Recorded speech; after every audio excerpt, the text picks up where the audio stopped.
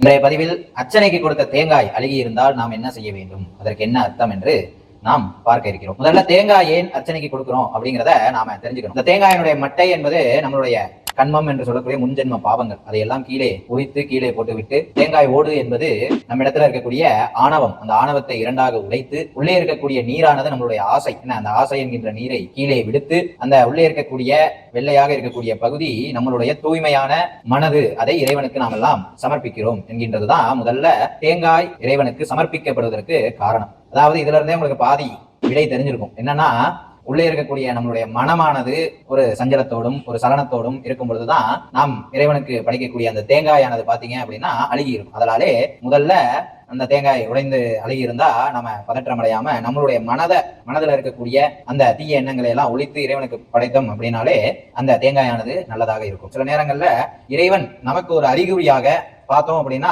நீங்க செய்யக்கூடிய ஒரு காரியத்துக்கு தடங்கள் வரப்போகுது, உங்களுடைய வாழ்க்கையில ஏதேனும் சிறிய துன்பமானது ஏற்பட போகுது என்று இறைவன் நம்மளை எச்சரிப்பதாகவும் ஒரு அர்த்தம் இந்த தேங்காயானது அழுகி இருப்பதன் அர்த்தமாக கருதப்படுகின்றது. ஆகையினாலே இனிமே தேங்காய் அழுகி இருந்துச்சு அப்படின்னா யாரும் பதற்றம் அடைய வேணாம். என்ன, இன்னொரு தேங்காய் இறைவனை பிரார்த்தனை செய்து நாம் செய்யக்கூடிய அந்த காரியமானது நன்மையாக அமைய வேண்டும் இறைவா அப்படின்னு நாம் அவருக்கு உடைத்து அவருக்கு படைத்து இறைவனுடைய பரிபூர்ண அருளை பெற்றுமாறு கேட்டுக்கொள்ளப்படுகிறார்கள். அடுத்தது பார்த்தோம் அப்படின்னா, பல பேர் சிதறு தேங்காய் அப்படின்னு நம்மளுடைய மகா கணபதிக்கு உடைப்பது வழக்கம். அப்படியும் ஒரு சில தேங்காய்கள் அழுகி இருக்கும். அந்த உடைக்கும் பொழுது பார்த்தோம் அப்படின்னா அது நிச்சயமா பார்த்தோம் அப்படின்னா நாம செய்யக்கூடிய காரியங்கள்ல ஏதேனும் தடைகள் வரப்போகுது. அதை நீ மகா கணபதிட்ட நம்ம உடைக்கும் பொழுது மகாகணபதிக்கு பேர் பார்த்தோம் அப்படின்னா விக்ன விநாயகன், வேறு தடைகளை அகற்றுபவன் அப்படின்னு அது அவர்கிட்டயே நம்ம விட்டுறணும். எனக்கு ஏதேனும் இந்த தொழிலையோ வியாபாரத்திலேயோ நான் செய்யக்கூடிய காரியத்திலேயோ ஏதேனும் தடைகள் வந்துச்சு அப்படின்னா அதை நீயே பார்த்துக் கொள்ளப்பா அப்படின்னு இன்னொரு தேங்காய் வாங்கி அவருக்கு உடைத்து விட்டு சிறு தேங்காயாக சமர்ப்பித்து விட்டு அவரை பிரார்த்தனை செய்து கொண்டு வந்தோம் அப்படின்னா நம்மளுக்கு அந்த தடைகள்லாம் விலகி நம்மளுடைய மகாகணபதியோட அருளால அனைத்து காரியங்களும் நன்மையாக செயல்படும்.